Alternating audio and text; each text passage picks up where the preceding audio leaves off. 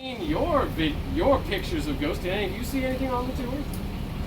Well, I imagine you probably couldn't have said anything from the fog, but anything beyond that. Was that woman really in the window? There was a woman. It was a mannequin.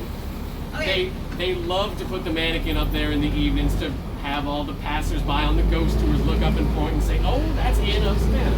But the other house on the right, where you said there was in the honeymoon place. Oh yes. Did you see the old man in the basement?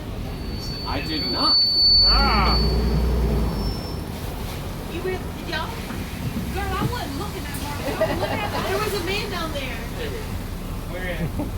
I'm afraid I did not see in a the man. basement. It was lit up, and there was a man with white hair sitting in a chair. I did not see that. No. Admittedly, my focus is always split during the tour. He said there was the honeymoon house, and there was what else was that? No kids allowed. Oh yes, upstairs. no children allowed. It's the Kehoe House. Yeah, the Kehoe. Did someone live there? It is a There was someone downstairs. Mr. Ho was over there. It is a bed and breakfast honeymoon suite now. He was downstairs. I He got a was like question. 7 years Daddy, what's the old. name of our hotel? Did you see the truck? The Hampton. What? The Hampton.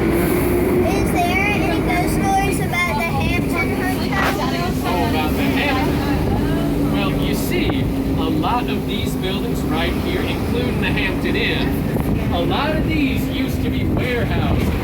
During the time of the slave trade, they had cotton and people coming in and out being sold. And sometimes guests of the hotel say that in the night they're woken up by the sounds of clattering crates and boxes and people yelling, "Heave, ho!" that sort of thing. And then they complain to the management in the morning, but the management just says, "We weren't doing anything." None of the other guests complained. And so they think some of the ghosts of that rather unpleasant business is still going on. So I think that we're okay because we're on the fifth floor. You might be. Then again, you might just be haunted by the ghost of either a scat student or a tourist or just another unfortunate worker of the hotel.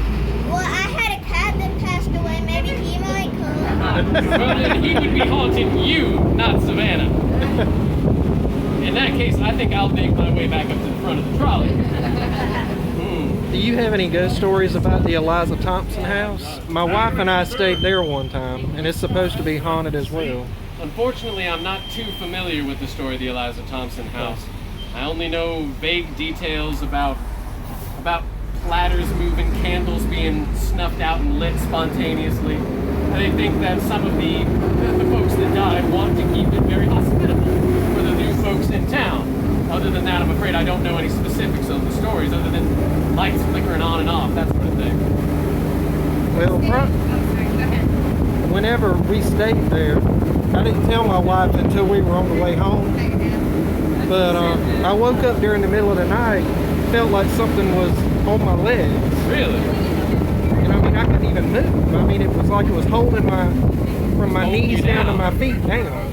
Now that is spooky. And I finally kind of forced my way up, and at the end of the bed you could see a little dip, like where it looked like somebody had sit. Goodness.